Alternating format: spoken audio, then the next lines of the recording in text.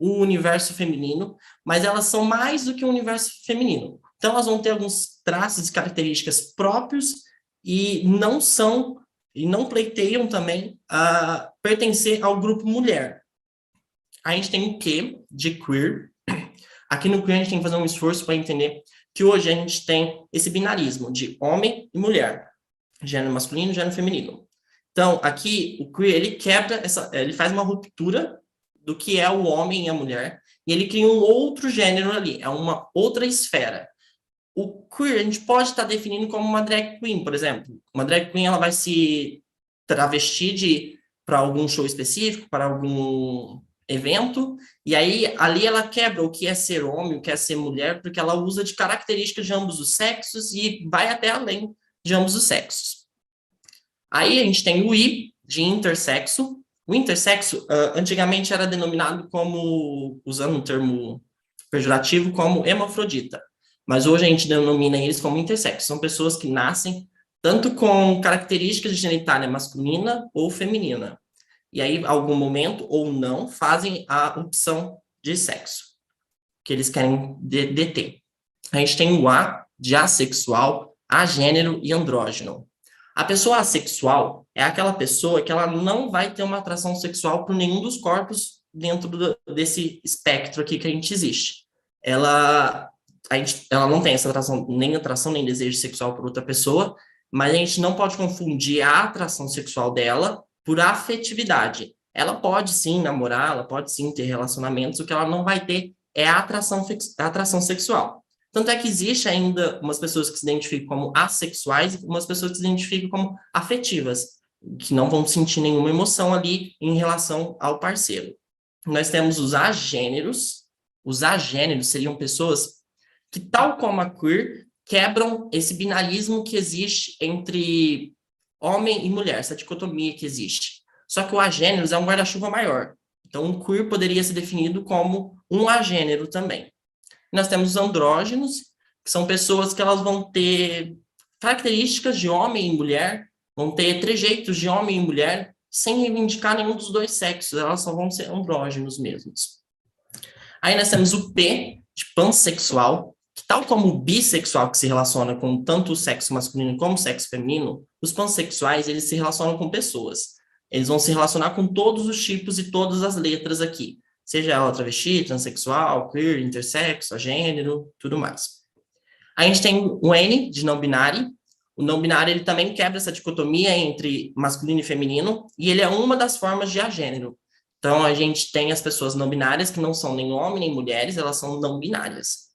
E a gente tem o mais de todas as outras formas de diversidade. Aqui eu trouxe um exemplo, que é o crossdresser, que aí pode ser que exista mais algumas, que eu vou nem abordar aqui, mas são outras formas que aqui estão inclusas para ser representadas.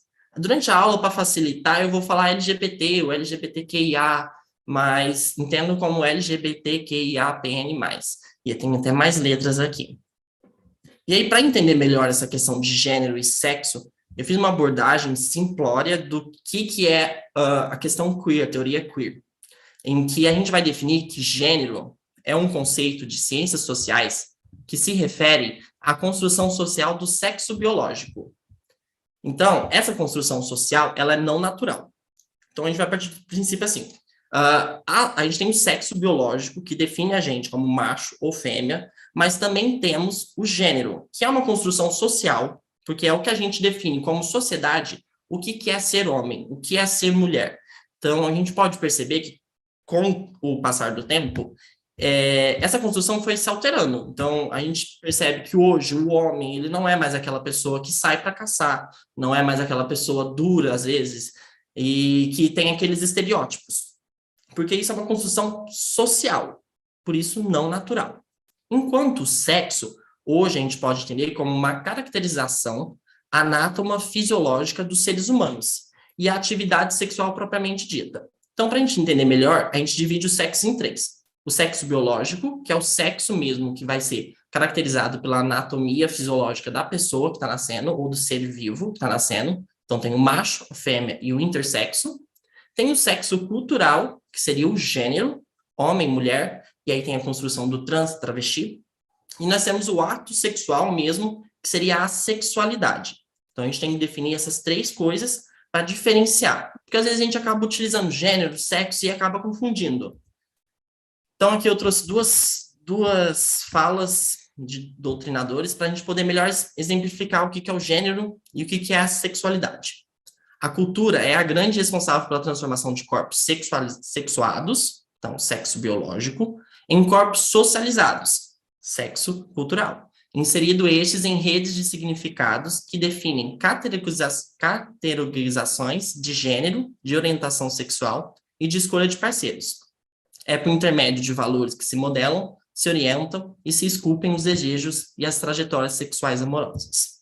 Já a sexualidade, que aí é o ato sexual propriamente dito, é um canal de comunicação, um meio de troca, articulado em visões de mundo, onde estão igualmente presentes concepções sobre amor romântico, intimidade, corpo e os sentimentos a ele relacionados, como gosto e desagrado, também estes culturalmente fabricados. Então, a gente percebe que a cultura ela intervém nos 3 meios. A sociedade intervém nos 3 meios, tanto no sexo biológico, sexo cultural e no ato sexual propriamente dito. Então, feita essa diferenciação, agora a gente vai abordar um pouco a história do movimento e um pouco mais sobre também como que foi aqui. Eu vou focar bastante no Brasil. Então, a gente vai focar como foi a evolução do movimento de gênero e sexualidade dentro do Brasil. Tudo começa com a luta libertária de 1960. Não quer dizer que antes já não havia um debate sobre gênero, sexualidade e tudo mais, mas a luta libertária de 1960 trouxe o debate de gênero e sexualidade para dentro da academia e assim para dentro da política também. Nesse período a gente pode observar os movimentos Black Panthers, movimento hippie, a guerra no Vietnã e principalmente a ditadura aqui no Brasil, que levantou o debate. E o principal debate de gênero nessa época era o debate do papel da mulher. Qual que era o papel da mulher na sociedade e principalmente dentro dessas lutas políticas e partidárias? Então, por isso que o movimento de gênero começa com o debate da mulher e aí sim é utilizado para os demais gêneros. Há o questionamento ainda do sexo. O questionamento dessa época era os valores da virgindade, a pílula anticoncepcional, prazer e reprodução. Por isso, então, a gente tem esses 2 movimentos iniciais, focado um pouco mais no gênero feminino, que vai fazer com que surjam movimentos feministas e também um movimento gay. E aí, nessa época, a gente tem uma revolta muito importante, que é no âmbito internacional, que é a revolta de Stonewall Inn, que aconteceu em 1969. Aqui no Brasil, a gente pode observar o movimento ganhando corpo a partir de 79. Lembrando que a gente estava ainda falando da época da ditadura. A gente tem o surgimento do Somos, em São Paulo, o Grupo Gay da Bahia e o Triângulo Rosa, no Rio de Janeiro. Esses 3 movimentos foram os movimentos iniciais que surgiram a partir de 79, que vão encampar a luta libertária baseada em gênero e o movimento LGBT. Esse movimento inicia como o movimento homossexual brasileiro e aí ele vai passando de denominações de letras. Então, essa inclusão que a gente tem de tempo em tempo de mais letras serve para, além de dar visibilidade e além de demonstrar que existe essas pessoas, uma evolução quase que histórica, porque novas identidades de gêneros vão sendo construídas e novas formas de orientação sexuais vão sendo descobertas e ganhando volume na sociedade. Então, a gente passou de movimento gay e lésbica para gays, lésbicas, simpatizantes, depois gay, lésbica e travesti, e até chegar no LGBTQIAPN+. Esse movimento aqui no Brasil, ele se constrói principalmente com a epidemia da HIV e AIDS. Então, o movimento ganha um corpo, principalmente por essa luta, porque o HIV e o AIDS era muito estereotipizado e principalmente atingia a população LGBT. Então, o movimento se une e começa a pleitear políticas públicas voltadas para os LGBTs mesmo. Então, aqui a gente vai analisar alguns governos e como foram os desenvolvimentos de políticas públicas nesses governos. A gente começa com o Sarney, né, que é a época que a gente tem a epidemia da AIDS e da HIV. E em 1985, a gente tem a retirada da homossexualidade como doença no INAPESC, que é o Código de Saúde do Instituto Nacional de Assistência Médica da Previdência Social, o INSS. Então, é só em 1985 que a gente tira o que a gente denominava até então de homossexualismo e define que a homossexualidade não é uma doença. Em 87, a gente tem a Assembleia Constituinte, né, e a gente tem a participação do João Antônio de Souza Mascarenhas, que era o dirigente do Grupo Triângulo Rosa, do Rio de Janeiro, na Assembleia Nacional Constituinte. Ele atuou somente na Subcomissão de Direitos e Garantias Individuais e na Subcomissão dos Direitos dos Negros, Populações Indígenas, Pessoas Deficientes e Minorias. Tal como é hoje, o movimento LGBT não é um movimento uniforme. Não existe uma política pública que todos pleiteiem de uma forma uniforme, porque a gente está falando de gêneros diferentes, de orientações sexuais diferentes e de atenções diferentes que precisam ser feitas. Então, naquele período em que a gente falava LGBT ou GLS, ainda assim ainda mais não era um movimento uniforme. A atuação do João Antônio, dentro da Assembleia Constituinte, era para incluir a vedação de discriminação por orientação sexual, o que não logrou nenhum êxito. Até porque a gente estava falando de uma pauta ali que estava bem forte, religiosa, moral, e houve uma justificativa das subcomissões de que a proibição de discriminação por sexo já seria suficiente. No governo Collor, de 90 a 92, a gente teve o surgimento do Movimento Nacional de Travesti e Transsexuais, com a ajuda da Associação de Travestis e Liberados, a Astral, que formou futuramente a Articulação Nacional de Travestis e Transsexuais, a ANTRA, em 2000, uma organização muito famosa dentro do meio LGBT e que é responsável por diversos coletas de dados e divulgações de informações. Em 92 também a gente tem a eleição da primeira transexual a um cargo eletivo no Brasil, que é a Kátia Tapete, no Coloniado do Piauí, e inclusive tem um seriado muito bom sobre isso, um documentário, acho que na Globoplay, explicando melhor sobre a luta que ela desenvolvia nesse período. E agora a gente passa para analisar o governo FHC e o governo Lula. Em 95, a gente tem o surgimento de uma associação muito importante, que é a Associação Brasileira de Gays, Lésbicas e Travestis, que tenta unificar e organizar esses movimentos dentro do Brasil. Então, é a primeira organização que surge com a finalidade de fazer com que a nossa luta seja unida e não segregada. E isso resulta em diversos benefícios para a gente, porque em 96, a gente tem o Programa Nacional de Direitos Humanos, que foi lançado pela Secretaria de Direitos Humanos, que em alguns governos vai ser chamado de Ministério. Ela abordava as questões homossexuais, e aqui entendam LGBT, numa perspectiva de direito para além de política pública contra o HIV, porque até então, até 96, a gente falava muito de políticas públicas da comunidade LGBT voltada contra a epidemia da infecção HIV/AIDS. Mas, a partir de 96, a gente começa a ocupar espaço público para que a gente levante outras demandas. Então, só a partir de 96, com o primeiro Programa Nacional de Direitos Humanos, que vai ser lançado de períodos em períodos e governos, que a gente começa a fazer esse debate de políticas públicas. Em 97, por causa da Associação Brasileira de Gays, Lésbicas e Travesti, a gente tem a primeira parada do orgulho gay aqui no Brasil, cujo lema era "Somos muitos e estamos em várias profissões". Até porque a gente estava vindo de uma epidemia de HIV e AIDS e que tinham políticas públicas voltadas, então a gente precisava demonstrar que nós somos pessoas normais, em que nós estamos em várias profissões e que nós pleiteamos cargos e trabalhos tais como qualquer outras pessoas. E é um debate interessante, porque se você vê, em 97 a gente estava fazendo uma parada gay, levantando esse tema, que até hoje a gente não consegue resolver as questões de travestis e transexuais. Em 97 também, a gente tem um Conselho Federal de Medicina autorizando a realização de cirurgia de redesignação sexual. Não é o SUS autorizando, porque o SUS autoriza mais para frente. Era um Conselho Federal de Medicina autorizando aqui no Brasil que médicos fizessem essa cirurgia. Em 99 também, o Conselho Federal de Psicologia proíbe a cura gay. E se a gente for relembrar um pouco o passado, em 2013 a gente estava debatendo sobre a cura gay e ainda a gente debate. Mas em 99 desde 99 ela está proibida. Em 2001 também a gente tem a primeira tentativa de criminalizar a homofobia, que não logrou nenhum êxito, assim como não logra até hoje. E aí a gente passa para falar de políticas públicas efetivas agora no governo Lula. Até porque até então havia políticas públicas voltadas para a epidemia da HIV e AIDS. No governo FHC a gente fez um debate sobre essas políticas públicas, e aí é no governo Lula que a gente começa a executar essas políticas públicas. Em 2004, o governo federal lança um programa que chama Brasil Sem Homofobia. Ele é lançado pelo Conselho Nacional de Combate à Descriminalização e tem 53 ações. Esse programa é um programa extremamente importante porque é dele que vai surgir diversos outros programas.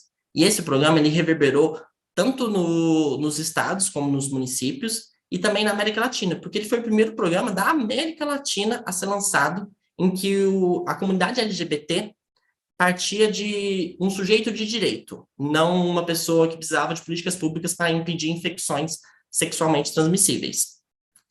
Desse programa Brasil Sem Homofobia, resultou o Programa Nacional de Saúde Integral para LGBT, em 2011, e o projeto Escola Sem Homofobia, também em 2011. Em 2004, também, a gente teve o Dia Nacional da Visibilidade Trans, com o Ministério da Saúde lançando no mesmo dia a campanha Travesti e Respeito, já está na hora dos dois serem vistos juntos. Em 2005, a gente teve a alteração desse Conselho Nacional de Combate à Discriminação, que foi criado em 2001, e passou a incluir representantes de todos os segmentos LGBTs, lésbicas, gays, bissexuais e transgêneros. E todos eles tinham direito aos votos. Porque até então, o Conselho Nacional de Combate à Discriminação ele era composto só por pessoas representantes do movimento gay e movimento lésbico. Esse conselho, depois, como a gente vai ver mais para frente, ele é transformado no conselho LGBT, ainda no governo Lula. Em 2007, isso não é um feito do governo federal, mas a gente tem o princípio de Yogyakarta, lançado pela ONU, sobre a aplicação da legislação internacional dos direitos humanos em relação à orientação sexual e identidade de gênero. Em 2010, como eu tinha dito, o Conselho Nacional de Combate à Discriminação, ele é alterado e ele transforma-se no Conselho Nacional LGBT. E aí ele passa a ter 30 membros, sendo metade representantes do governo federal e metade representantes da sociedade civil. E esse passa a ser um espaço de debate de políticas públicas de tempo em tempo e revisão do que já foi lançado. Esse conselho ele é extinto no governo do Jair Messias Bolsonaro e reestabelecido no governo Lula em 2023. O governo Dilma é um marco de um retrocesso que a gente vai sofrer daqui para frente. A gente tem o lançamento da Política Nacional de Saúde Integral para LGBT, que a gente vai analisar rapidinho mais para frente. A gente tem o reconhecimento, em 2011, da união homoafetiva pelo STF. Em 2012, 2012 e 2013, a gente tem lançamento de duas políticas públicas extremamente valiosas que foram descontinuadas pelo governo. A gente tem a Secretaria de Direitos Humanos lançando o primeiro relatório de violência homofóbica do Brasil, primeiro e único, né, que reuniu dados de 2011. Porque até então, e hoje, esses relatórios de violência que a gente acompanha sendo divulgados na mídia, eles são feitos pelas associações. O Grupo Gay da Bahia, o Triângulo Rosa também lança alguns. Em 2013, a gente também teve um Sistema Nacional de Promoção de Direitos e Enfrentamento à Violência contra LGBT, que foi criado pela Secretaria de Direitos. Esse Sistema Nacional ele tinha diversas ações, inclusive de promover políticas públicas para enfrentamento de violência. Ele foi descontinuado no mesmo ano, porque a partir de 2013, a gente vê uma mudança da visão político-partidária do país, e a gente vê polêmicas surgindo dentro do Congresso, como a cura gay, que a gente falava lá em 99, que foi proibido pelo Conselho de Psicologia, o surgimento do kit gay, em razão do lançamento do programa Brasil Escola Sem Homofobia. A gente vê o debate do Estatuto das Famílias. Então, a partir daqui, eu não vou fazer uma análise dos próximos governos, do governo Temer e do governo Bolsonaro, porque a gente vai sofrer muito retrocesso e quase nenhum avanço. E os avanços que a gente vai sofrer são relacionados à questão do judiciário, que a gente vai analisar mais para frente. Então, eu vou acabar me furtando de analisar esses dois governos. Só trouxe aqui dentro do governo Temer, que em 2018, que não é um feito dele, a transexualidade deixou de ser doença pela OMS. Então, apenas em 2018, transexualidade deixou de ser uma doença pela OMS. Agora, analisando as políticas públicas e as pessoas LGBTs, a gente vai falar, como eu já disse aqui, que as políticas públicas elas foram inicialmente projetadas para a questão da epidemia da HIV e AIDS. E, em seguida, esse canal foi utilizado para incorporar outras demandas do movimento. Quem sempre assumiu dentro da estrutura governamental foi os direitos e a defesa da população LGBT, foi a Secretaria de Direitos Humanos, que criou o Comitê Nacional contra a Discriminação, que até aquele momento, até 2004, ela tinha a função de falar de toda a discriminação, seja ela racial, contra pessoas de povos originários, e também LGBT. E a partir da mudança passou a ser só do LGBT. A gente tem aqui a política pública, que eu comentei com vocês, que é o Brasil Sem Homofobia, que foi lançado em 2004, sendo o primeiro programa da América Latina que tinha como função principal ali promover uma inclusão da perspectiva da não discriminação por orientação sexual e identidade de gênero, e promover os direitos humanos das pessoas LGBTs, seja nas políticas públicas ou nas estratégias de governo. Porque quando a gente fala políticas públicas, a gente está falando de ações que precisam ser feitas pelo governo. E as estratégias do governo seria levantar dados sobre essas violências, sobre essas necessidades da população LGBT. Aqui é importante falar também que o lançamento de política pública para a comunidade LGBT sempre vai ser um desafio, porque a gente tem diversas frentes que impedem que políticas públicas efetivas sejam lançadas. Uma é a falta de dados. A gente não tem sistemas que até então foram lançados em 2013 para captar dados necessários para que a gente desenvolva políticas públicas competentes para essas pessoas. Mas a gente também vive dentro do sistema político e dentro do sistema do governo um conservadorismo em lançar políticas públicas desse segmento. E fora o preconceito que a gente tem da população mesmo. E aí a gente temos que pensar que a comunidade LGBT é uma comunidade ampla, diversa. A diversidade vem não só da possibilidade de ser diverso, mas também da diversidade deles mesmo. Então, lançar políticas públicas para pessoas travestis e transexuais não é lançar políticas públicas para as pessoas gays. São políticas públicas que demandam diferenciação. Tanto é que a gente vai ver que diversas políticas públicas lançadas foram revistas com o tempo, como, por exemplo, a Política Nacional de Saúde Integral. Ela tinha o escopo, lá em 2011, quando ela foi lançada, de promover a saúde integral de lésbicas, gays, bissexuais, travestis e transexuais, eliminando a discriminação e preconceito institucional, bem como contribuindo para a redução das desigualdades e consolidação do SUS como sistema universal, integral e equitativo. Então, ela foi lançada com 23 objetivos, que era para desinstituir mecanismo de gestão ali das pessoas que estão na frente da saúde, como ampliar o acesso da população LGBT aos serviços do SUS. Foi marco da permissão da cirurgia de redesignação de sexo dentro do SUS. Então, o SUS hoje ele faz a cirurgia de redesignação de sexo. É um procedimento difícil de se conseguir, mas ele faz. E foi a partir de 2011 só que foi permitido com que o SUS cobrisse os gastos dessa cirurgia. E a gente vai ter uma revisão dessa política pública lançada em 2011, porque apesar dela incluir ali as pessoas travestis e transexuais, ela não dava tanto amparo para essas pessoas. Então, a partir de 2013, a gente sofre uma revisão dessas políticas públicas e inclui mais direitos e mais possibilidades para as pessoas travestis e transexuais. Vou dar um exemplo de algum aqui, porque a Política Nacional lançada em 2011, ela falava muito pouco sobre hormônio, sobre acompanhamento psicológico para as pessoas travestis e transexuais, de violência, sobre orientação sobre doenças e infecções sexualmente transmissíveis, até porque essa população está muito sujeita à prostituição. Então, a revisão de 2013 veio para corrigir essas faltas que existiam na política de 2011. E se a gente analisar essa política revista em 2013, a gente vai ver que ainda assim a gente tem uma falta grave para a comunidade intersexual. A comunidade intersexual, como eu disse, que eram aquelas pessoas que eram pejorativamente denominadas como hermafroditas, elas têm poucas possibilidades ali e o SUS está pouco preparado para atendê-las. Eu montei esse slide há 2 dias atrás, então hoje a gente teve uma conquista, que foi uma revisão da política do SUS mesmo, que não mais permite cirurgia para a comunidade intersexual de crianças. Então, os bebês, eles não podem mais fazer, a mãe ou o pai não pode mais definir para aquele bebê intersexual qual é o gênero que ele vai ter. Então, agora precisa aguardar o consentimento da pessoa intersexual.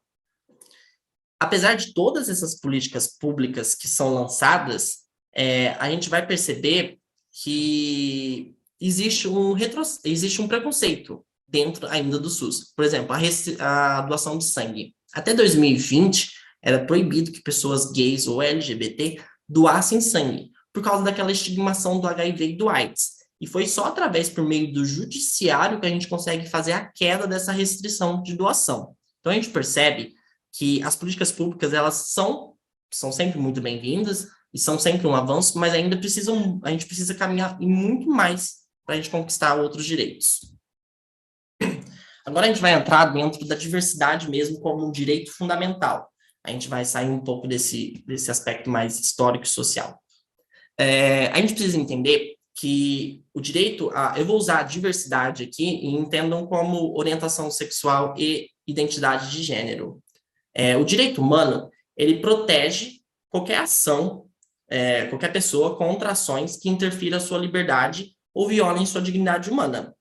Então, presume-se que uma pessoa que tem uma orientação sexual diferente da que é dita como comum, que é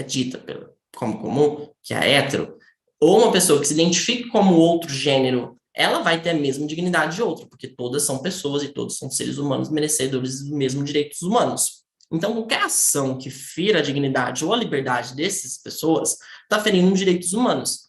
Então, consequentemente, presume-se que o direito humano também abarque a possibilidade de identidade de gênero e orientação sexual. A gente vai ver dentro da ONU diversas decisões e manifestações favoráveis à inclusão da comunidade dos direitos LGBTs dentro dos direitos humanos. A gente começa com a primeira manifestação da ONU em 94, no caso Tuning versus Austrália, em que a ONU julgou uma lei nacional que criminalizava a prática homossexual e julgou que essa lei que viola o direito LGBT viola também os direitos humanos, presumindo então que toda lei que viole os direitos LGBTs violam os direitos humanos. Tanto é que em 2011 é lançado pelo Conselho de Direitos Humanos uma resolução denominada de Direitos Humanos, Orientação Sexual e Identidade de Gênero, que foi apresentada pelo Brasil e pela África do Sul. Essa resolução é uma resolução muito interessante, que vai permear muito o direito internacional, ainda mais os princípios de Urgarta depois, então é importante vocês lerem, eu não vou adentrar nela, porque eu vou focar um pouco mais dentro do Brasil mesmo. Mas é engraçado a gente ver que dois países aqui que ainda tem recordes e índices péssimos para as pessoas LGBTs, foram as pessoas que lançaram e apresentaram essa resolução à ONU. Então, eu vou fazer aqui uma diferenciação para que a gente entenda como o direito à identidade de gênero e orientação é um direito fundamental.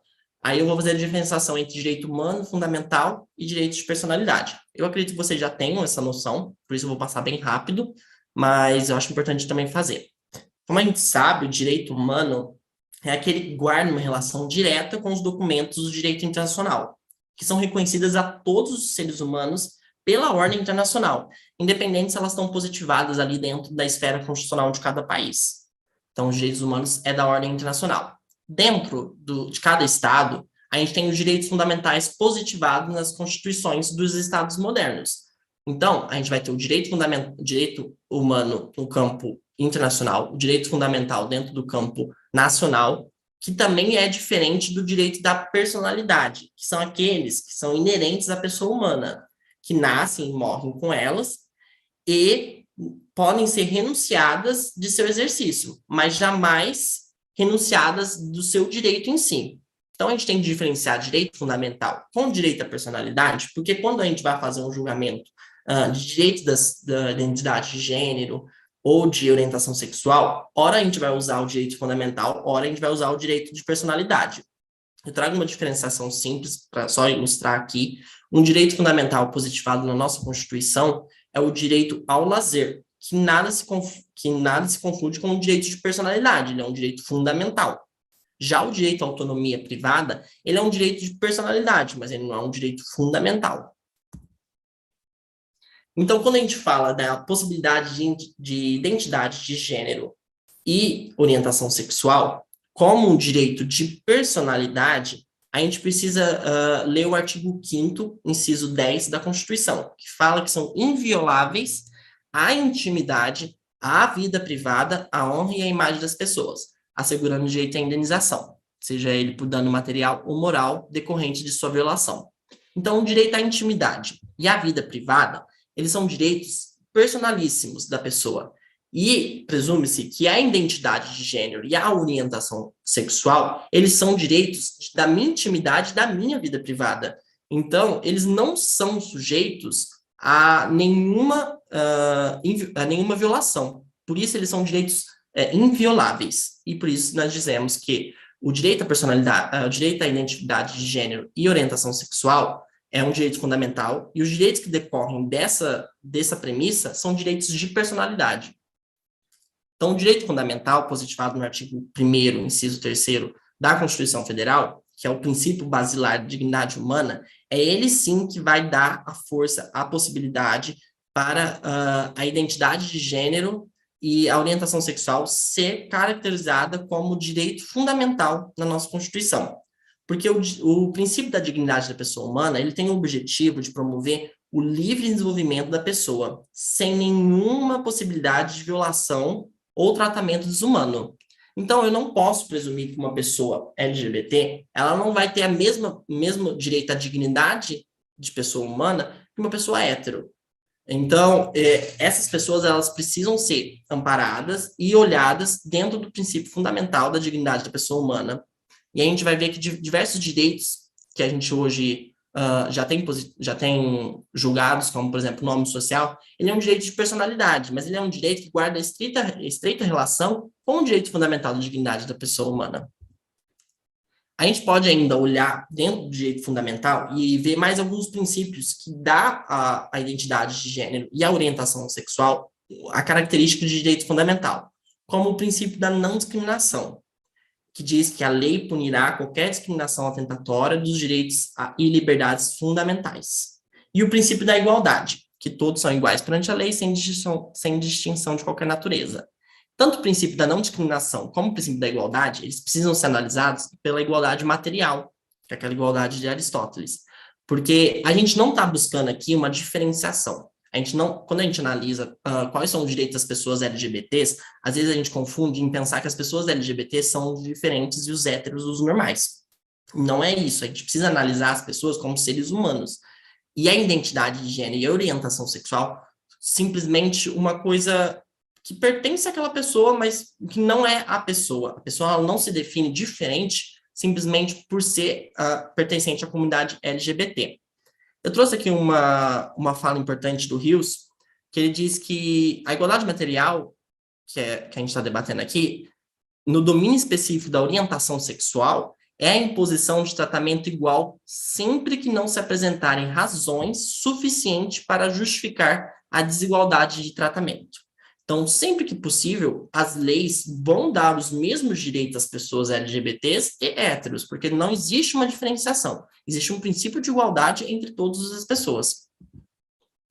Aí, analisando agora especificamente os direitos que foram conquistados pelas pessoas LGBTQIA+, a gente vai perceber que muitos desses direitos, eles foram concedidos por judiciário. A gente não tem nenhuma iniciativa legislativa eficaz que logrou êxito em conceder às pessoas LGBTs direitos.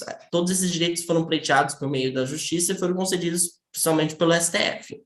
Então, a gente tem o direito à união estável, que foi concedido pelo STF, né, em 2011, o direito de que presas transexuais femininas sejam transferidas para presídios femininos, em 2021, que teve relatoria do ministro Roberto Barroso, que é uma decisão muito, muito importante.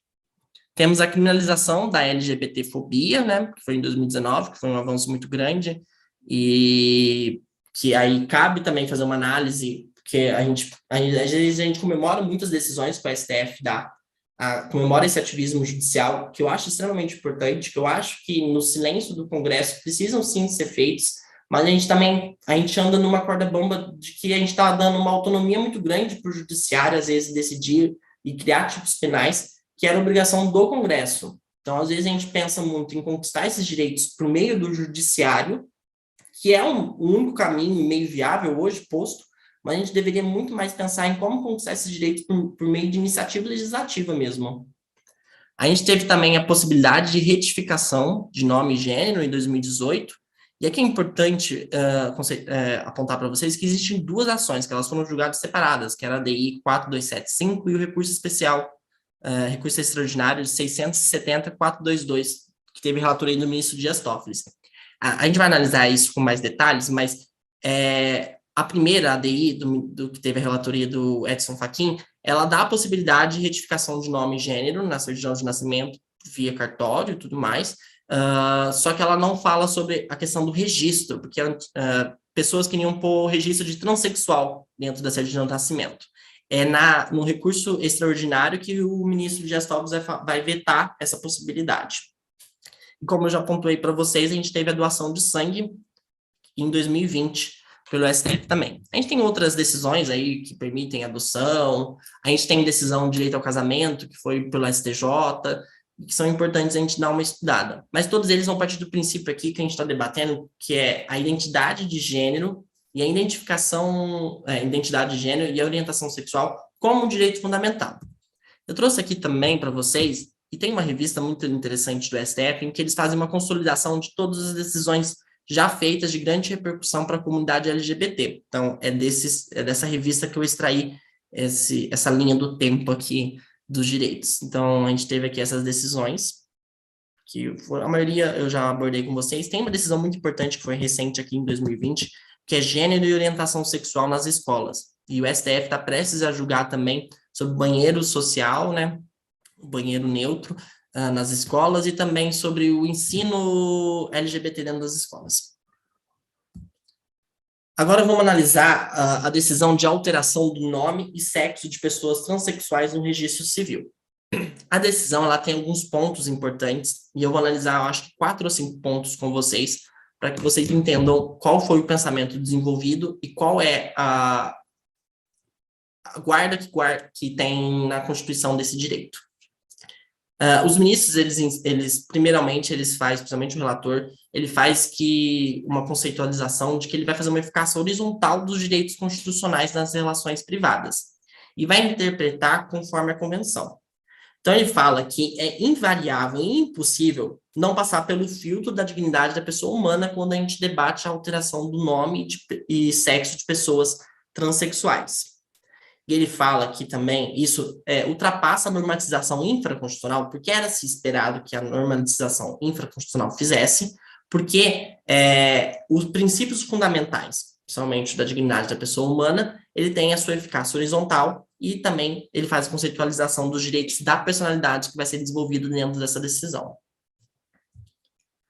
Então, ele vai começar utilizando os princípios de Hogarth, conceitualizando a identidade de gênero. Eu vou ler aqui, eu vou pedir licença para ler, porque eu acho uma conceitualização muito, muito interessante.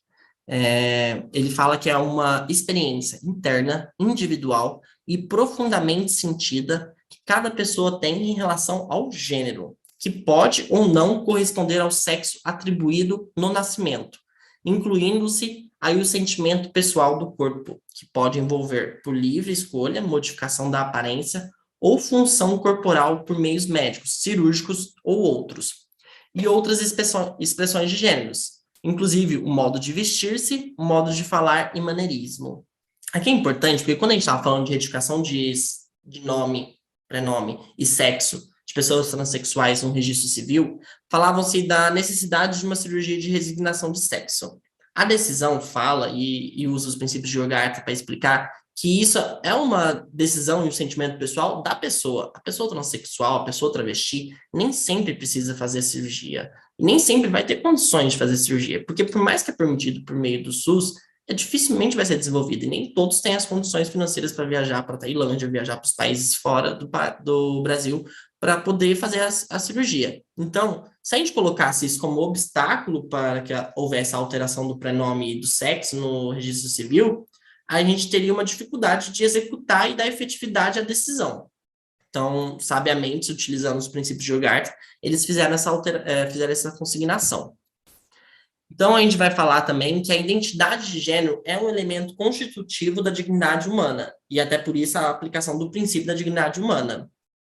Ele fala que o reconhecimento de identidade de gênero pelo Estado é de vital importância para garantir o gozo pleno dos direitos humanos das pessoas trans, incluindo a proteção contra a violência, a tortura e maus tratos.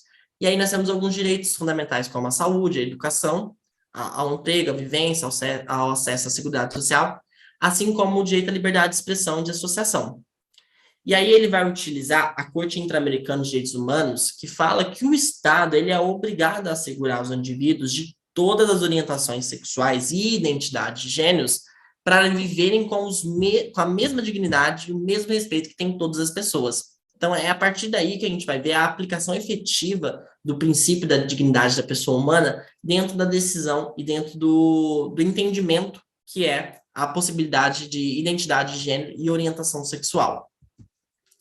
O direito ao nome, à personalidade jurídica, à liberdade e à vida privada são direitos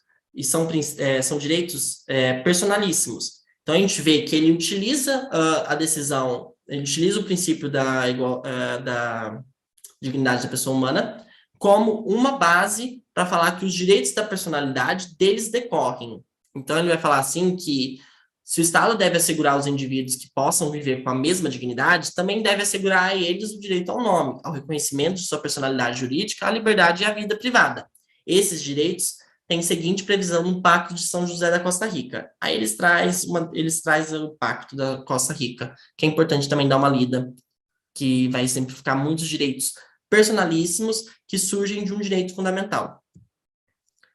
Aí, como eu disse para vocês, a decisão do Edson Fachin, da ADI, ela não abarcou sobre a possibilidade de cirurgia ou não, e nem falou sobre a anotação do termo transexual no registro civil. É dentro da decisão do ministro Dias Toffoli que a gente vai encontrar um maior debate sobre isso, um maior debate sobre essa possibilidade ou não. Então, a gente vai falar que o Estado ele não pode interferir na esfera privada da pessoa, então a gente não poderia obrigar que pessoas transexuais fizessem ou não a cirurgia para poderem fazer a retificação de nome e de sexo, e é concedido, então, a possibilidade e o direito à mudança de nome independente de cirurgia de transgenitalização. A gente vai falar também que a vedação à anotação do termo transexual, porque isso traria um prejuízo das pessoas, né? Traria uma estigmação de que aquela pessoa nunca vai efetivamente ser o que ela quer. Porque por mais que uma mulher trans seja uma mulher trans e ela não reivindique ser apenas uma mulher, existem pessoas que querem ser só mulheres, querem ser identificadas como mulher. Mas a partir do momento que eu permito que ela faça a mudança de sexo dentro do registro civil e a mudança do nome, mas eu ainda estigmatizo ela de transexual, eu estou falando que ela só acessou aquela possibilidade por ser quem ela é. Então, aí seria uma coisa pejorativa. Por isso, então, vedou-se a anotação do termo transexual no registro civil. O que nada vai trazer prejuízo, porque o registro civil vai constar que houve alteração do prenome e do sexo das pessoas dentro do assentamento, que pode ser acessado por meio de decisão judicial e quando se fizer necessário.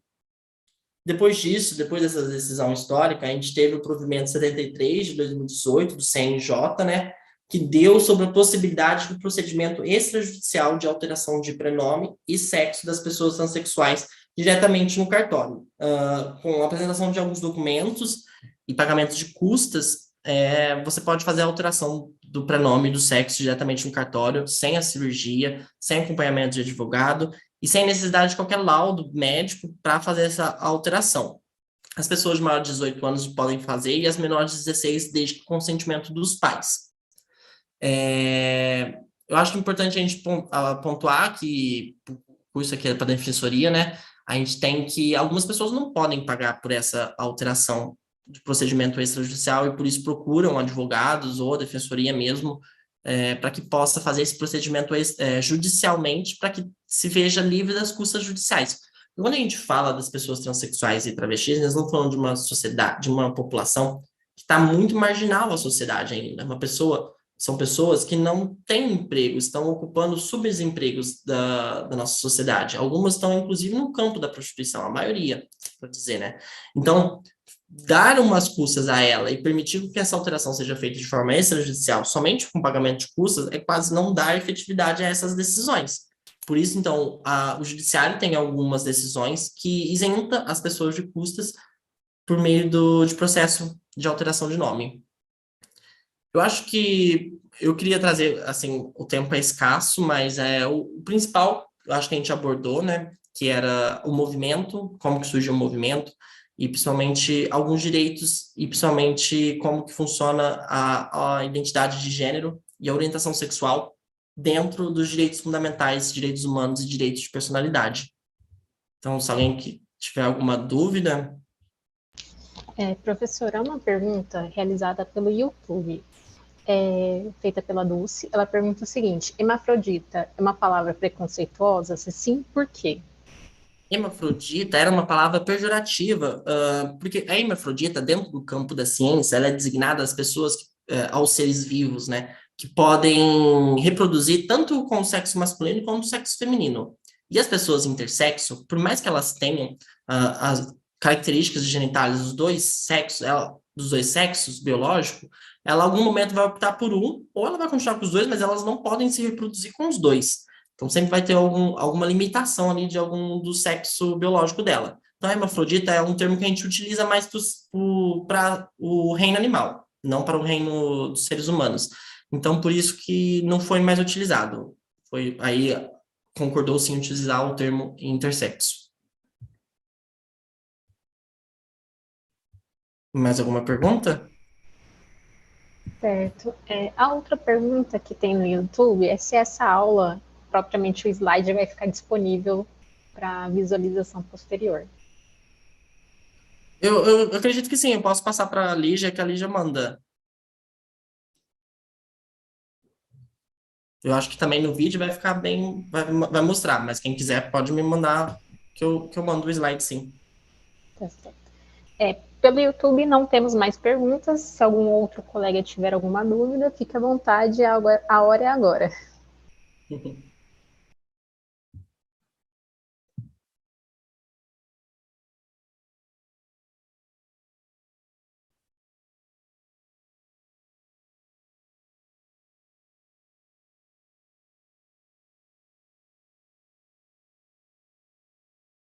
Sim, eu estou vendo aqui a pergunta do Marcelo. Sim, a nova lei faz com que a mudança, tanto de prenome quanto de sexo, seja feita diretamente no cartório. Até porque existia um provimento CNJ, e depois a lei que entrou em vigor reduziu os custos e tornou mais facilitado esse procedimento. Só que, como eu disse, nem sempre as pessoas têm essas custas, porque as custas são definidas de forma regionalizadas, os cartórios.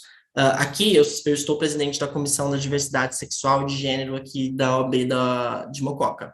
Então, uma das nossas preocupações era ver se esse recurso está sendo utilizado de forma eficaz pela população, porque a gente sabe que aqui em Mococa existe pessoas transexuais e pessoas que têm um interesse em fazer a alteração principalmente do prenome. E a gente viu que não estão sendo bem utilizados porque existem as custas. Hoje, se não me engano, as custas aqui que a gente foi informado ficou em torno de R$ 180, já com a lei em vigor.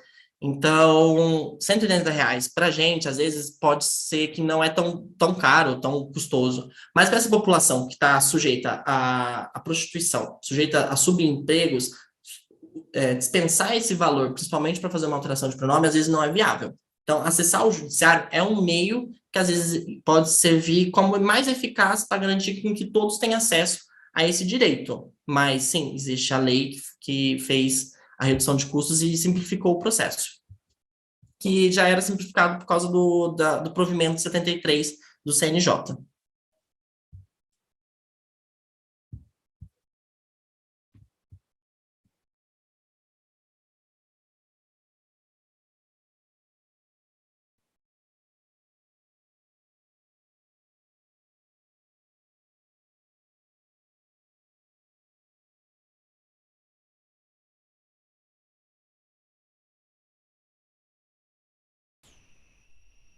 Professor, pelo YouTube, só agradecimentos. Eu gostaria de saber se nós vamos ter um novo encontro, porque a aula foi muito boa. Eu que agradeço. Eu tenho uma dúvida em si, em específico, em relação aos concursos. Como que faz essa comprovação de ser parte desse grupo? Ou não precisa ser comprovado? Como que funciona nesse quesito? Eu só não entendi que grupo, perdão? Do LGBTQI APA+, NA+. Não existe um comprovante. Vamos pensar assim. Deixa eu voltar lá. A pessoa ela tem que se identificar. O que existe é uma estereotipização, né? Até então, pessoas LGBTs eram definidas como gays e lésbicas. Só que a gente percebe que o espectro é muito maior. Existe uma pesquisa de um sociólogo alemão, se eu não me engano, em que ele faz uma pesquisa com as pessoas, né, que se definem héteros, e pergunta para elas se elas teriam relações sexuais com as pessoas do mesmo sexo. Aí elas reconhecidas, né, quem elas falam que não. Quando ele põe o anonimato, essas pessoas, elas dizem que sim. Então, existe uma máxima, assim, dentro da psicologia, de que não existe uma pessoa 100% hétero, né? Uma pessoa 100% hétero, uma pessoa que vai ser 100% atraída pelo sexo oposto. Alguma porcentagem, ela vai se definir pelo sexo oposto, pelo sexo comum. Então, basta a gente definir, e acho assim que a modernidade dá isso pra gente, a possibilidade de experimentar. Então, às vezes as pessoas, elas podem ser hétero, mas elas podem se identificar mais como bissexuais, que vai ter um pouco de atração. E aqui, por exemplo, assim, quando a gente faz o mais, a gente tem pessoas que agora a gente está debatendo sobre a inclusão no G do grey sexual, que é aquela pessoa que eventualmente tem uma experiência homossexual com o mesmo gênero, né? Então, não existe uma identificação comum, existe eu sou isso e eu pertenço a essa comunidade. Então, não existe como comprovar com carteirinha e tudo mais.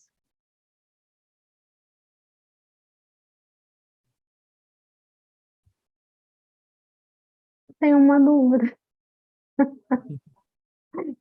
Caio vai odiar isso. Caio, deixa eu perguntar uma coisa. É sério, viu? Não é zoeira. É, no, Num dos slides, você fala a questão de que era considerado. é, Pode passar mais um. Que era. Que o termo, né, utilizado era homossexualismo, né? E que aí tinha a questão do INSS, esse daqui, a retirada de homossexualidade como doença, né? E aí, as pessoas nesse período eram afastadas de emprego, não trabalhavam, eram aposentadas nessa época? É uma dúvida que eu tenho. Não, não. Elas foram definidas como doentes mesmo. O ismo é o sufixo para Aham. doença, né? Então, a gente atribuía a homossexualidade como um distúrbio psicológico, em que a pessoa ela tem uma atração pelo mesmo sexo e ela estava fugindo do comum, né? Do pré-estabelecido. Então, era tido como uma doença psicológica, mas que nada afetava o trabalho, mas era uma das condições para impedir que a pessoa acessasse os trabalhos, né? Então, as É, oportunidades eram muito mais restritas. Só que por se a isso que eu gente fiquei for pensando. parar para ver, se a gente for parar para ver, a homossexualidade era uma prática que a gente remota à Grécia Antiga, remota a tempos muito mais antigos do que a gente está falando agora. Mas a gente tem, existe períodos e períodos em que esses debates ganham à tona, direitos a gente é conquistados, existe uma fala da Rita Von Hunt que nenhum direito conquistado ele é permanente, basta uma crise para que a gente perca todos esses direitos. Então, a gente sofre de tempos em tempos esse retrocesso. E aí, em 1970, principalmente com a epidemia da HIV e da AIDS, precisavam se achar os culpados, precisavam se definir os culpados. Então, se definiu essa minoria, que é a homossexualidade, e atribuiu a ela um distúrbio psicológico, que era o homossexualismo. E eu fiquei perguntei porque a primeira parada LGBT foi relacionada à questão de acesso, né, ao ambiente de trabalho, né? Por isso que eu fiquei nesse looping. Tem uma pergunta aqui do Ronaldo que eu acho interessante a gente responder. Ele perguntou se eu sou defensor do Mococa. Eu sou advogado particular no Mococa, eu milito particularmente. E aqui a cidade mais próxima que tem defensoria, salvo engano, é Campinas, mas eu acredito que não, né? Eu acho que é Guarulhos. Guarulhos que tem a Não, é Ribeirão. Ribeirão Preto tem defensoria? Não sabia. Ribeirão Então, tem. mais perto de Ribeirão Preto. Aqui a gente tem um convênio, OAB e defensoria, em que advogados particulares advogam. E aí é interessante a gente tem pontuar, a Lígia também é vice-presidente da Comissão da Diversidade Sexual e de Gênero aqui da OAB de Mococa, e um dos nossos debates aqui, das nossas lutas, é com que a defensoria, somente pelo convênio, faça amparo e acesso das pessoas LGBT, principalmente na alteração de prenome e de sexo, por meio do judiciário. Porque a gente tem que algumas ações não são abrangidas pelo sistema da defensoria. Então, eu estou lendo aqui. Casa Branca. Casa Branca não tem comissão da diversidade sexual e de gênero, é uma A das gente nossas precisa missões desse diárias. contato, inclusive. Eu já vou pegar o contato para a gente poder juntos construir. Porque é um debate que a gente precisa fazer. Então, a OAB do Estado de São Paulo, ela tem uma comissão de diversidade sexual e de gênero e ela está acampando essa luta para que a defensoria faça melhores acessos para essas pessoas e para as pessoas LGBTs, mas ainda não existe a possibilidade pelo acesso do convênio.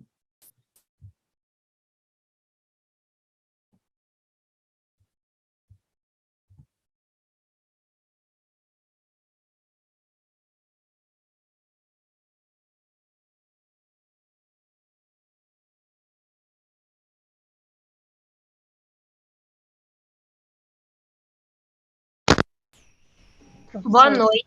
perguntas. Ah, tem pergunta. Tem. É que eu tava de fone e não foi. Eu tenho muita dificuldade para entender a sigla do queer, porque me parece uma importação americana, sabe? Uma americanização. Então eu tenho muita dificuldade de entender o que se enquadra nela. Então, é uma dificuldade, porque a gente entra dentro da teoria queer. E a teoria queer é uma teoria desenvolvida, principalmente tem a Judge Bladder, que vai falar mais sobre isso. Mas aí o que a gente precisa ter ideia eu trouxe aqui a conceitualização de gênero e sexualidade. Se a gente utilizar essa construção de gênero, ela já está pertencente dentro do grupo da teoria queer. Porque se a gente for pegar o grupo feminista, eles não vão falar que o gênero é uma construção social. O grupo feminista vai falar que é construção natural, que um homem é ligado ao macho e a mulher é ligado à fêmea.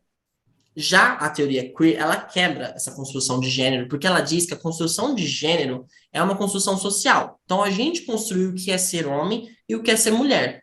E através da sociedade, então, através dos meios de opressão do governo, do capitalismo e de toda a rede, a gente vai fazer com que o gênero se modifique aos interesses de quem queira ali modificá-lo. Então, por ele não ser uma condição natural, a teoria queer fala que a desconstrução do gênero é necessária, que a gente precisa parar de estigmatizar e definir pessoas pelo gênero que ela pertence. Então, quando eu digo eu sou queer, quer dizer que eu não tenho gênero. Eu sou uma pessoa que quebra tudo isso e não acredito que exista gêneros dentro da sociedade. É basicamente isso. Uma das pessoas que a gente pode citar que pertence, e aí não é um consenso, tá? Mas uma das pessoas é as drag queens e os drag queens, que são pessoas que se transvestem, né? Que utilizam, pegam características de pessoa, dos gêneros e usam como um absurdo para poder mostrar que aquela construção de gênero ela não é viável, não é correta, não é natural. Então, por exemplo, a Rita Von Hunt, que a gente acabou de citar, ela é uma drag queen, que ela se transveste com uma finalidade específica de ensinar ali o que ela está propagando, e ela utiliza do quê? Ela utiliza uma mulher conservadora de 1950 para mostrar, olha, essa mulher conservadora, essa construção de gênero naquela época, eu não poderia estar falando o que eu estou falando agora, mas eu estou falando. Então, ela vai mostrar que essa construção de gênero, ela muda com o tempo, e ela não é uma construção, ela é uma construção social, ela não é uma construção natural. Então, o queer é isso, é quebrar o estigma do gênero como uma construção social. Obrigada. Não sei se ficou mais fácil de entender. Não, deu para entender.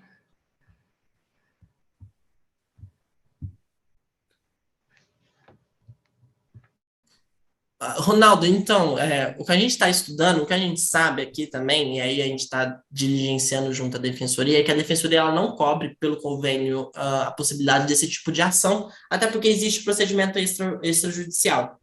Então, ele vai falar que não tem essa possibilidade.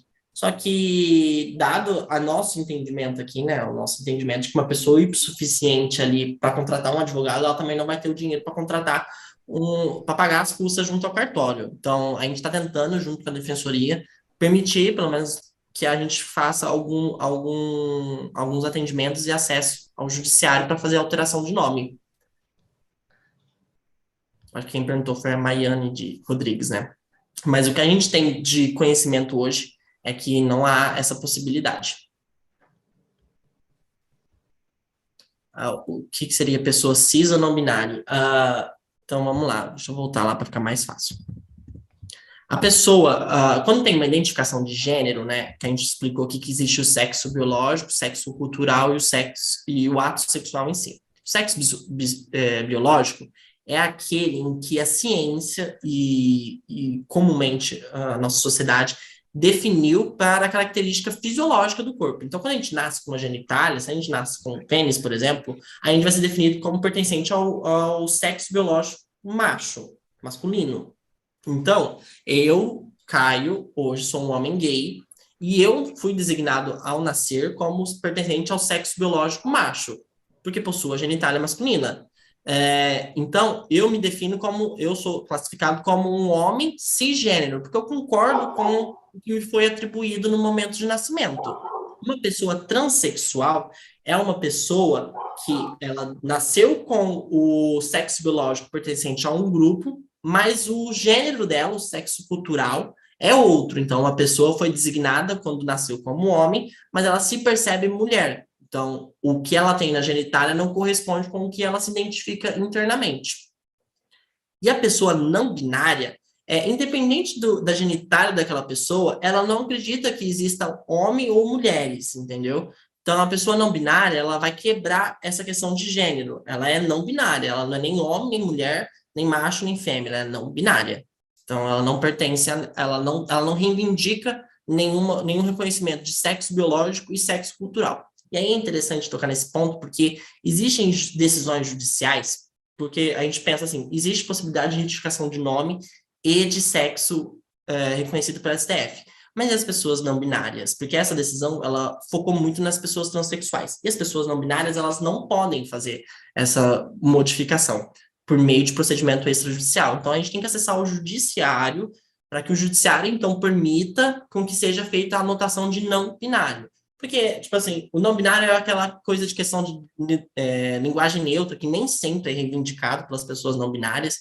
Se alguém assiste televisão aqui no MasterChef, tem uma pessoa não binária, e ele gosta que chame ele de ele, mas ele falou assim que se alguém chamar de ela, ele também não se sente ofendido, e se usa pronome neutro, ele também não se sente ofendido. Mas ele gosta de ser chamado de ele. Então, a linguagem neutra nem sempre é aplicada às pessoas não binárias. Mas as pessoas não binárias, elas não podem fazer retificação de sexo aqui, que a gente vai falar sexo cultural, dentro do registro do registro civil delas. Então, elas precisam ainda acessar o judiciário. E é uma consequência lógica, se as pessoas transexuais podem fazer alteração de sexo cultural, homem e mulher, as pessoas não binárias também poderiam. Então, elas conseguem por meio de decisões judiciárias, mas elas são pessoas que não pertencem nem ao grupo masculino, nem ao grupo feminino, seja em questão de gênero, seja em questão de sexo. Elas não se identificam. Então, por mais que ela tenha genitália masculina, ela não define que a genitália masculina pertence aos masculinos, aos homens. Elas falam que é não binária. Não sei se ficou claro. É um pouco difícil de entender essa sopinha de letras, né? Porque é LGBTQIAPN+, mas é extremamente importante entender, porque quando a gente está falando de política pública e a aplicação da legislação, é importante, porque uma pessoa não binária, ela vai casar com quem? Qual regime eu vou aplicar a ela? Por exemplo, eu vou poder pedir pensão, aí tem a aplicação das leis previdenciárias, como é que eu vou aplicar a lei previdenciária para aquela pessoa? Então, a gente tem diversas coisas que decorrem da identificação de gênero e da orientação sexual da pessoa ali.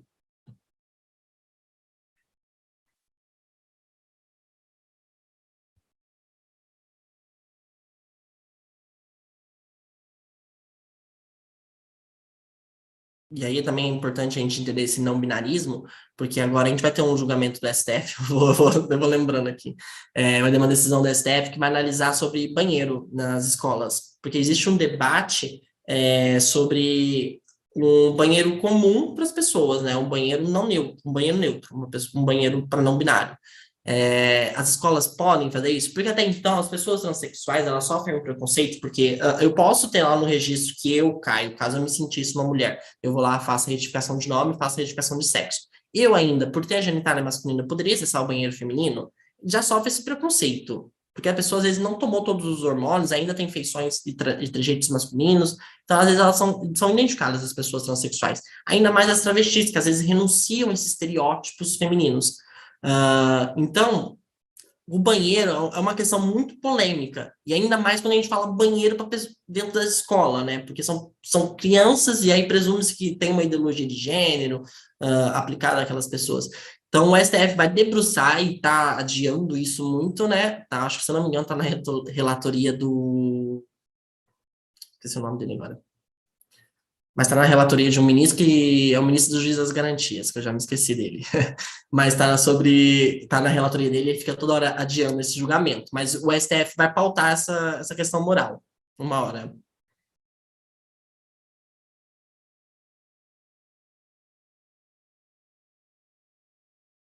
O ministro Luiz Fux, isso mesmo. Mandaram aqui, ó, a colinha no chat, é o Luiz Fux. É ele que está, se não me engano, salvo engano, ele está sobre a relatoria. E aí ele acaba por atrasar levar essa pauta para o plenário. E também eu acho que a questão, querendo ou não, o STF ele tem uma questão política ali, então a partir da eleição de 2018 a gente não podia levar esse debate, porque também a gente não teria um apoio muito grande. Mas eu acho que agora é o momento, a gente está vendo ali o conselho, não sei se eu falei, mas em 2019 ele foi extinto pelo Bolsonaro e foi restabelecido pelo governo federal agora. Então, a gente está tendo um debate maior. Os intersexos, por exemplo, eles estão sofrendo bastante, eles estão tendo bastante atenção dentro do SUS. Então, eu acho que agora é o momento da gente levar esse debate para as escolas também. A gente teve o programa Brasil Sem Homofobia, a Escola Sem Homofobia, dentro do governo Dilma, que foi apelidado de Kid Gay, né? Então, agora é o momento da gente voltar com essas políticas públicas de forma razoável, até porque o STF julgou aqui dentro de uma, que a gente pode conversar nas próximas aulas, sobre gênero e orientação sexual nas escolas, sobre o ensino de gênero e orientação sexual nas escolas.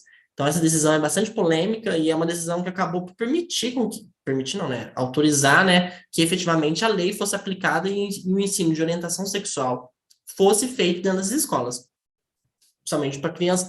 É que a gente tem essa estigmação de quando a gente vai falar de orientação sexual para criança, a gente vai ensinar a pessoa a ser gay, como se alguém pudesse ser gay, assim, a partir de um ensino. Não, a pessoa nasce com isso. A pessoa é LGBT, como perguntaram, não existe uma carteirinha porque a pessoa nasce, a pessoa é o que ela é. Quais foram os retrocessos no governo anterior? Foram muitos retrocessos, porque eu acho que o governo anterior ele foi eleito com uma pauta moral. Foi um governo que se identificou como conservador. Então, querendo ou não, assumiu e encampou essas políticas, essa ideia, né? Então, a gente teve o principal retrocesso para a gente, para a comunidade gay, foi a finalização do Conselho Nacional LGBT, porque é ali que é feito política pública, é travado, o pouco de dados que a gente tem é coletados e a sociedade civil participa reivindicando direitos ali. Mas um outro retrocesso que a gente teve muito grande, e aí nem foi com o governo Bolsonaro, foi com o governo Temer, porque, como eu disse, existe anualmente, desde o FHC, o Programa Nacional de Direitos Humanos, promovido pela Lei de Direitos Humanos. O Temer, desde então, travou a quarta conferência a quarta conferência do Programa Nacional de Direitos Humanos. E ela é extremamente importante porque aí ela não reúne só o governo federal e a sociedade, ela reúne todos os representantes do sistema federativo. E é ali que a gente pensa políticas públicas que são desenvolvidas e enviadas para todos os ministérios. Porque se a gente for parar para pensar, o LGBT não tem uma demanda só de saúde, só de educação. Ele tem uma demanda no Ministério do Emprego, ele tem uma demanda no Ministério do Esporte. A gente tem aqui decisões, por exemplo, sobre mulheres transexuais. Elas podem frequentar Olimpíadas, Copas. Como é que é a permissão delas em exames? Porque elas estão em processo de hormonização, mas isso quer dizer também que elas guardam ainda os hormônios masculinos. Então, qual proporção eu posso permitir? Isso tudo é o judiciário que é levado a julgar e é o judiciário que é levado a debruçar sobre esse assunto, porque a gente tem uma ineficácia muito grande do legislativo legislar. Eu até escrevi um artigo sobre esse ativismo judicial, que a criminalização da homotransfobia, né, que é melhor definido como LGBTfobia, pelo STF. Eu acho assim, que é uma decisão histórica, louvável, mas é um retrocesso para mim dentro de um ativismo judicial e dentro de uma criação de um tipo penal pelo judiciário. Então a gente precisa fazer com que o judiciário ele obrigue o legislativo a fazer. Mas aí a gente também tem a preocupação, se o legislativo fizer, o que ele vai fazer, né? A gente tem aqui em 2013 debatendo kit gay, cura gay, temos aqui debatendo o Estatuto das Famílias.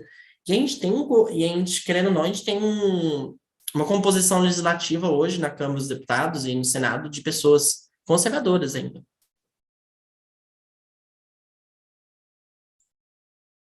Ronaldo, é uma decisão que a gente precisa analisar. E aí também existe... eu acho assim que, com todo respeito, o homem é mais forte que a mulher. Eu acho que não, isso aí é uma ideia que se construiu, e aí entra dentro da ideia do gênero. O homem é mais forte que a mulher. O homem, sim, tem hormônios que talvez facilitem ele a ter uma força maior que a mulher, mas isso não quer dizer que ele efetivamente vai ter. Porque uma mulher trans, uma mulher, então, que nasceu e foi designada como homem, ela, no processo de hormonização, ela vai ter muito mais presente o hormônio feminino do que o hormônio masculino. E o hormônio masculino, testosterona, ela está presente em todas as mulheres, sejam elas fazendo as terapias de hormônio ou não. Os hormônios testosterona e estrogênio, ele é presente em todos os seres humanos, em graus diferentes. Então, o que a gente vê hoje é que a Olimpíadas e essas organizações esportivas, elas acabam por estabelecer critérios. Então, tipo assim, a pessoa precisa estar em hormonização a tal tempo, ela precisa ter tal nível de testosterona. Então, aí são feitas medições específicas, porque isso não influencia nem na capacidade de ser forte ou desenvolver força, nem em questão de resistência, nem mais. Sim.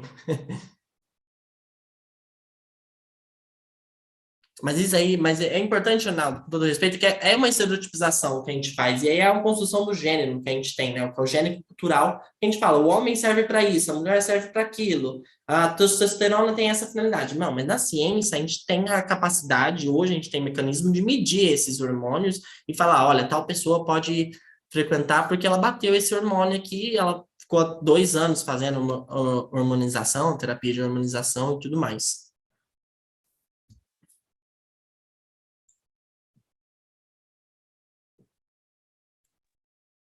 Essa questão até de hormônio, eu mandei ali na questão do chip da beleza, né?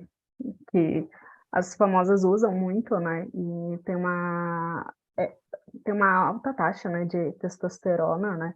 E existe assim, né? A mulher, né, com a menopausa, né, cai muito o índice de hormônios, né, em geral.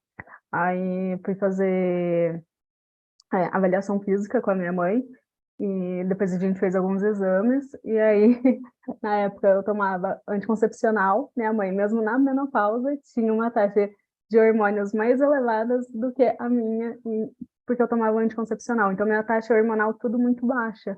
E você estava, tipo, quase de uma mulher na menopausa.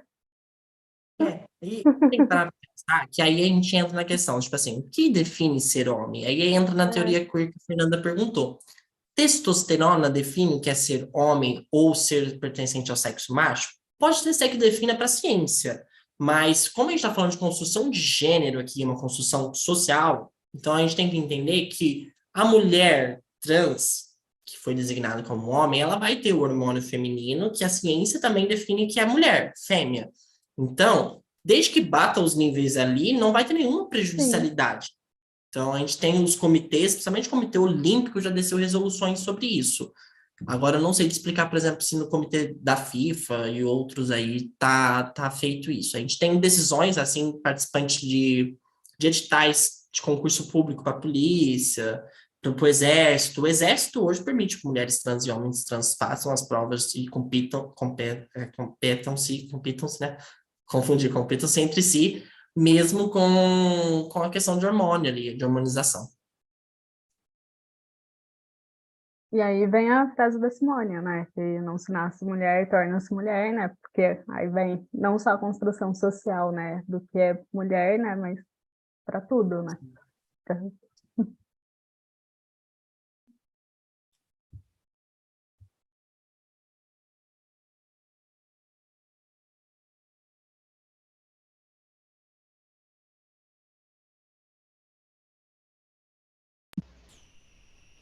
Pessoal, queridos colegas, mais alguma pergunta?